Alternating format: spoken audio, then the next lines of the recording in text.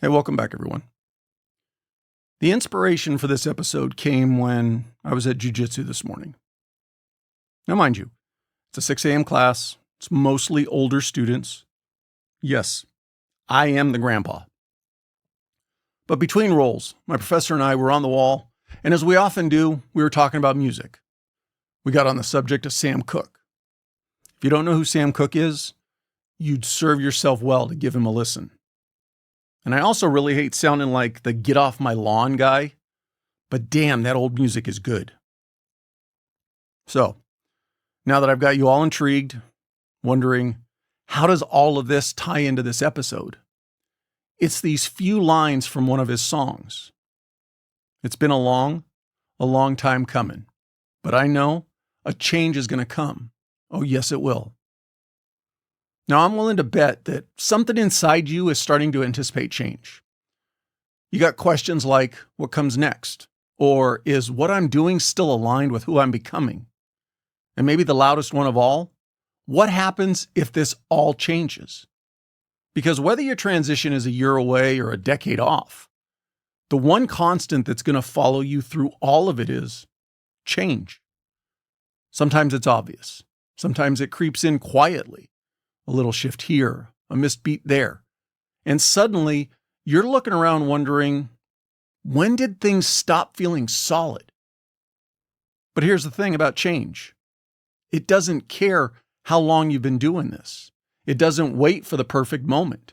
And it rarely shows up with an instruction sheet, which means your ability to face it head on, clear-minded, and grounded isn't just helpful, it's vital. So with that, let's get into round 81 of the Tactical Transition Tips. This time the topic is dealing with change and uncertainty. For the close range group, those of you looking at your transition right away, or you're less than a year out, take uncertainty and turn it into actionable questions. Because when you ask the right questions, fear and apprehension lose their grip and clarity takes over. For the medium range group, those of you looking at your transition in 5 years or so, rehearse leaving. Many have come before you, and one of the loudest noises is the gate closing behind them for that last time, especially if that gate has to be opened by someone because you had to turn in your key card. And for the long range group, those of you just starting your careers, you've got at least a decade before your transition. Take transition seriously. Yes, your transition is not close, but that uniform will come off. Be ready by preparing for it, not ignoring it until it's staring you in the face. Close range group. Convert uncertainty into actionable questions. But what does that actually mean? Well, if you're within a year of transition, I don't need to tell you how loud the uncertainty can get. You already likely know the feeling. Your brain's on overdrive. What if I make the wrong choice? What if I take the wrong job? What if I don't get hired at all? And those questions don't just hang there politely. They pull at every thread of your confidence until you're left with this vague, heavy feeling that something's just not right. And that's where a lot of people get stuck. Then, when you're stuck, the mission gets blurry. You stop making progress. You start avoiding conversations. You wait for something to just work out. But that shouldn't be how you approach your transition. So let's reframe it. Uncertainty on its own isn't the enemy. What makes it feel overwhelming is that it's unstructured. It's the fog of, I don't know, that lingers in every direction. The goal here is to cut through that fog. And how, you ask? By turning your fears or apprehensions into specific targeted questions. Questions you can actually research. Questions that give you traction. Let me give you an example. Instead of sitting in that what if I fail loop, try asking, what's the starting salary for the roles I'm interested in? That's a question with an answer. Not always a perfect one, but something you can dig into. Something you can ask someone who's in the field. Something you can verify. Now you're not just spinning in anxiety, you're gathering intel. You need to shift your brain from emotion to strategy. What's true right now? That's your anchor question. so ask it often. What's true about my transition timeline? What's true about my financial situation? What's true about the industry I'm looking at? Start there. Strip it down. Because when you name the facts, you weaken the fear. Now here's the next layer. Start dissecting the job itself. Let's say you find a role. It looks promising. On paper, it fits. But that's just the first filter. Ask deeper questions. What's the daily pace of the job? Is it a team culture or independent? How long will the commute be, and how will that affect my family? Will I have the bandwidth to handle the demands of the job? Those questions matter more than people think, because most of us end up in jobs that check the box professionally, but drain us personally. And you've heard me say this before. You're qualified for more than you think, but being qualified doesn't mean the job is right. The real mission is alignment. The job, the schedule, the culture. It needs to match who you are now, but also who you're becoming. And that brings us to something no one really talks about. Compromise. It's not sexy, and I get it, but you're gonna face trade-offs. It's better to define them on your own terms now than get caught off guard later. So ask yourself, would I trade a shorter commute and give up a higher salary? Would I accept less money for a better culture? What am I absolutely not willing to sacrifice? Don't think of these as just questions. They're your guardrails. They keep you from saying yes to something that slowly becomes a regret. And when emotions are high, like when an offer is sitting in your email inbox, you'll thank yourself for setting those boundaries ahead of time. This episode is brought to you by Brothers in Arms USA. This veteran-owned brand delivers premium clothing and accessories that are 100% American-made. Every item reflects the values of service, discipline, respect, and honors those who have given everything. It's gear built for patriots, warriors, and anyone who stands for something. Go check out their website, spelled out fully, brothersandarms.com, and use the promo code TRANSITION20 for 20% off your purchase. All right, let's shift gears. Let's talk about your triggers. I'm talking about your emotional ones. Because this process, it's gonna poke some of those nerves.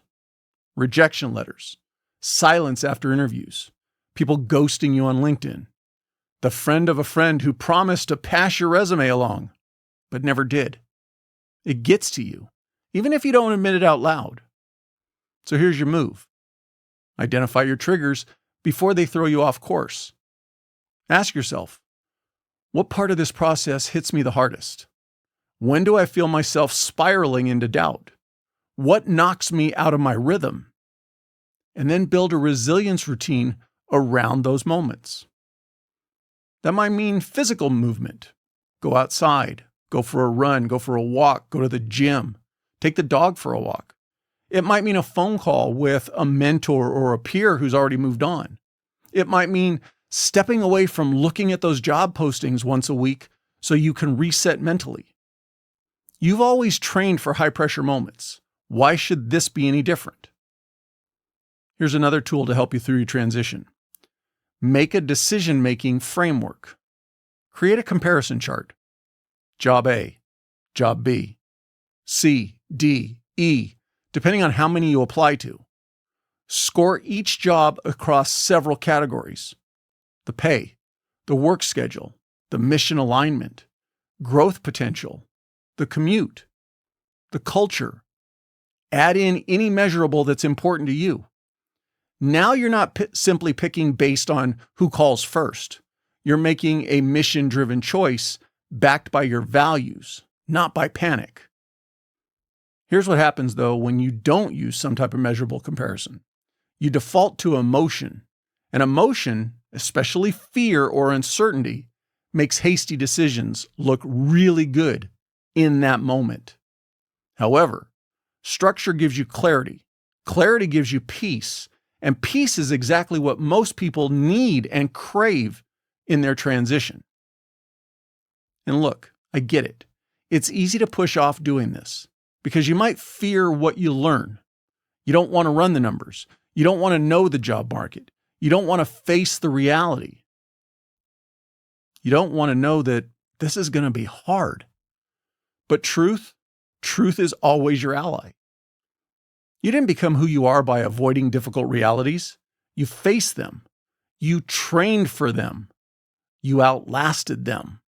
So don't let this next chapter be the one where you suddenly go passive. You've got more control than you think. When you break the unknown and break it into pieces, into questions, into categories, into comparisons, you're no longer at the mercy of uncertainty. You're navigating it. You're reshaping it. You're leading yourself forward. You're not lost. You're adapting. And adaptation, that's what you've always done best. Medium range group. You need to rehearse leaving. Now, I know you're probably thinking, leaving? I've got 5 or so years left. And that's exactly why it matters. This is the part of your career where the next version of you is quietly waiting to be built. Transition doesn't start in your last 6 months. It starts now with your mindset. And rehearsing your exit, it's not about checking out. It's not about quitting early or staring at the clock. It's about showing up more intentionally while you're still in it. Let me ask you something. Have you ever pictured your last day? Seriously, have you actually visualized it? Coming back from that last deployment, that last call for service, cleaning out your locker, turning in all your gear, the goodbye handshakes. The moment the uniform's off and you're now a former member of the team. Ask anyone who's been through it. I cannot encourage you enough to normalize how this is going to feel. When you mentally rehearse that moment now, while you're still years away, you start reducing its power to surprise you when the time comes. You build emotional muscle. You get ahead of the identity shift that blindsides a lot of good people. Not because they weren't capable, because they hadn't rehearsed the moment. Trident Coffee isn't your average brew. Veteran-owned and mission-driven, Trident crafts coffees that taste amazing, hot or cold, without the bitterness. But it's more than great coffee. It's functional fuel for your brain and body. Loaded with MCT oil, lion's mane, and electrolytes, it's about wellness, connection, and community. Trident Coffee is where passion meets purpose. So cast off the lines and move full steam ahead. Your tribe is waiting. Go check out tridentcoffee.com and use the promo code TDP15 for 15% off your purchase. So what does that rehearsal really look like? Ask yourself, if I didn't show up tomorrow, what would fall apart? And whatever your answer is, start building systems around that. That's one of the most valuable things you can do right now. Document what you know. The unwritten workarounds, the contacts, the routines that exist in your head. That shortcut you take that saves time, but nobody realizes it. The best thing you can do for you is to make sure the next person can succeed without falling on their face. Focus on your legacy, because being replaceable isn't a threat. It's your way of remaining connected. It means you're building something that lasts longer than your ass simply in that seat. You might not hear it every time, but leave things right and they'll always talk about you. The same way you do about the seniors who came before you, and that little bit means you're never gone. Also, if you're in a leadership role, this goes double. Mentorship is not just about who follows you when you're present. It's about who thrives when you're gone. Be the person who teaches what they know instead of hoarding it. Be the one who inspires your team to make the place better. Let's add another piece to this rehearsal. Draft a transition timeline. Nothing formal, just a loose framework. Think of it like a mission plan, but for you. Where do I want to end up? Career-wise. Geographically. What will my family's needs be? What do I need to secure and square away? Am I networking effectively? You've got 5 years. That's not forever, but it's also not a sprint. Break it into annual wickets. Maybe this year is about skill development. Next year, you get serious about your finances. Then after that, you start dialing in the networking, the mentorship, your personal brand. Whatever your roadmap looks like. The key is you're rehearsing now, so you're not scrambling later. Also, the funny thing is planning ahead doesn't just help your future. You show up stronger in your current role. You carry yourself differently when you know where you're going. You'll lead with more confidence. You'll make better decisions. The next thing, ask yourself this. What do I want to be remembered for? This is not just about legacy or your resume. This is about giving yourself a pat on the back, an affirmation that you had a good career. But don't just ask, what did I do? Ask, how was I as a teammate? How did I lead? What kind of culture did I leave behind? What did I model for the new guys? People remember impact. They remember how they felt working with you. They remember whether you lifted them, the room, or you drained everything around you. Whether you made the job easier or you just made noise. If your answer to that legacy question is a bit fuzzy, it means you've still got time to shape it. Use that time. This next one, it's a bit more personal. This one is specifically about you, the person under the uniform. Every week or so, check in with yourself. I don't mean some big dramatic way. Just ask, am I still engaged? Am I drifting? What still fires me up? And what's starting to dull me down? The end of the career is coming, but not the end of you. And if you're not checking your compass, you can drift miles off course before you even realize it. This is about course correction while you still have time. If you're burning out, identify it. If you're coasting, reignite your purpose. If you're excelling, figure out why and keep sharpening that edge. This kind of self-awareness, it's the difference between someone who just crosses off the dates and someone who owns every day. Because when the day comes, when you walk out the door for the last time, you shouldn't be caught off guard. You should leave with your head high, your legacy intact, and your next steps already in motion. Don't be reactive. Don't be bitter. Don't be lost. Be prepared and proud. So yeah, rehearse leaving. You don't need to know every detail yet, but the sooner you start planning the exit, the stronger you'll be walking out for that last time. And if you lead well in these last 5 years, you're leaving something behind that speaks louder than any goodbye speech ever could. Long-range group. Take transition seriously, even if it is far away. Yes, you've got time. But what I'm here to tell you is, time isn't the same thing as readiness. When you're early in your career, everything feels immediate. That commitment, that intensity, it builds your foundation. But if you're not careful, that focus can become tunnel vision. You get so wrapped up in becoming the best at the job that you forget this job isn't forever. One day, sooner than you think, you're going to hang up the uniform. And when that day comes, it shouldn't feel like a detour. It should feel like a continuation of everything you've been building. And that starts right now.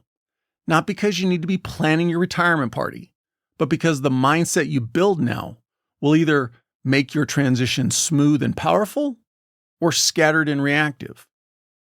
There are two kinds of people in these careers. The ones who wait for the last chapter to start writing a new one, and the ones who build that next chapter in the background, brick by brick, year after year. I want you to be the second kind.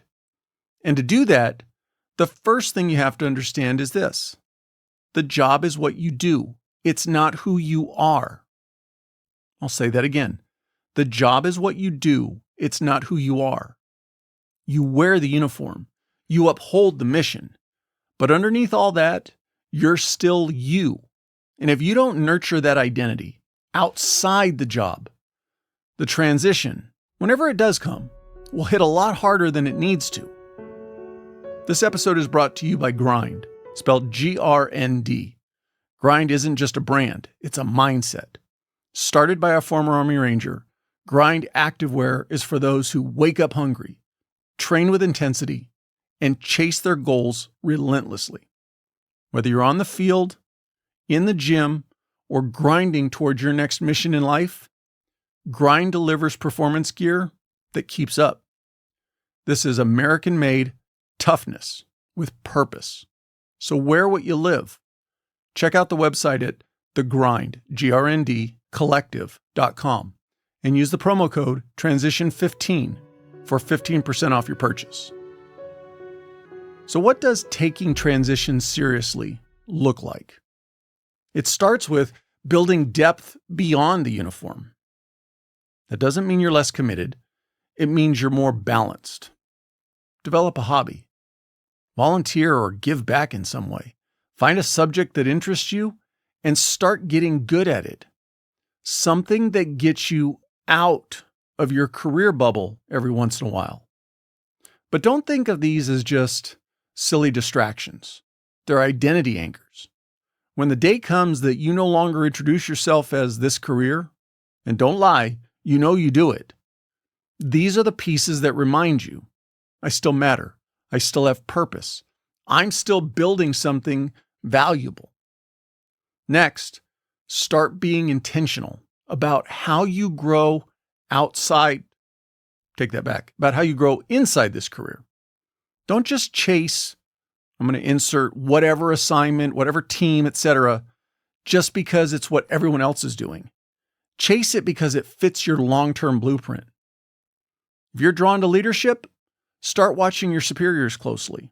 Figure out what makes them effective and what makes them fall short. If you're fascinated by technology or being a trainer, lean into that. Write things down. Ask questions. Start doing the little things that you can point to later. Those are wins. They become what set you apart from your peers.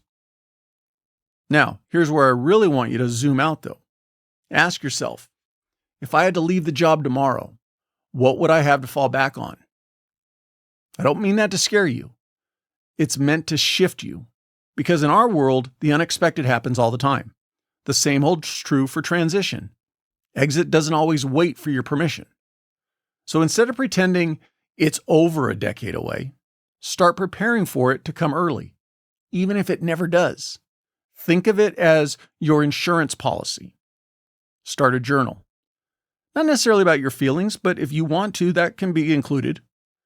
But about your growth. Each time you handle a tough problem, each time you run a smooth operation, each time you help someone, lead someone, teach someone, those are data points. Write them down. Someday, that list is going to help you write a cover letter, prep for an interview, or maybe build your own business. Another thing we rarely want to talk about, balance. You're early in your career. You're grinding hard. That's all good. But don't let the job consume your entire identity. I promise you, if you spend the next decade plus thinking, I'll deal with the personal stuff later, that bill is going to come due. Make time for your family.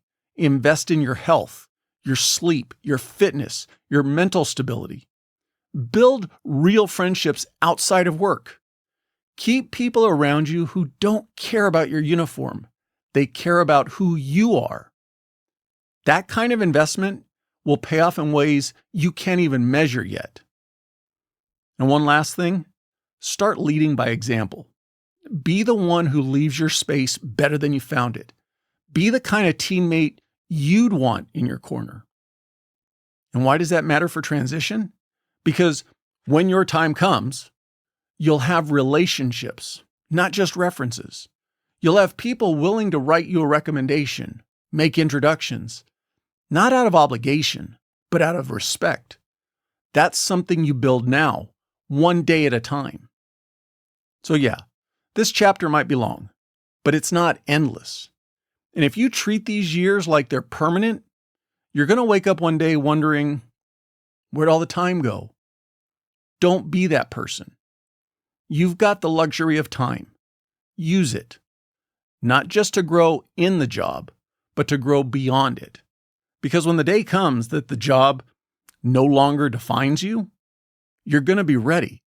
You're going to be ready to step into whatever comes next by being prepared, by being grounded, and fully in control of your story. Okay, let's bring the train into the station. Maybe things still feel steady. Your rhythm still makes sense. It all still feels familiar for now. But shifts don't always make announcements. Sometimes they start as quiet thoughts, a little discomfort, a new question, a moment where the job doesn't quite feel the same. And before you realize it, you're not just working, you're wondering. Not just serving, you're searching. That's the early sign. That's the slow turn towards whatever's going to come next. And when that turn becomes a choice, a retirement, a resignation, don't meet it with hesitation. Meet it with strategy. Meet it with clarity. Meet it with strength that you've been building all along. Because whether it's a year from now or a decade from now, transition is coming. And the best way to own it is to start now, dealing with the change and uncertainty. Thank you for taking the time to listen to or watching the episode. If you have any comments or question, please reach out, either on social media or send me an email. All the links are in the show notes. I'd love to hear from you. Also, if you're not already, please follow the podcast on whatever platform you get your podcast. You can also subscribe on YouTube. And if you would, please leave a rating. The more ratings that the podcast gets, the more the podcast gets put or recommended to other people. Another ask, please share the podcast with anyone you think could benefit from and enjoy it. And last, don't forget to sign up for the newsletter.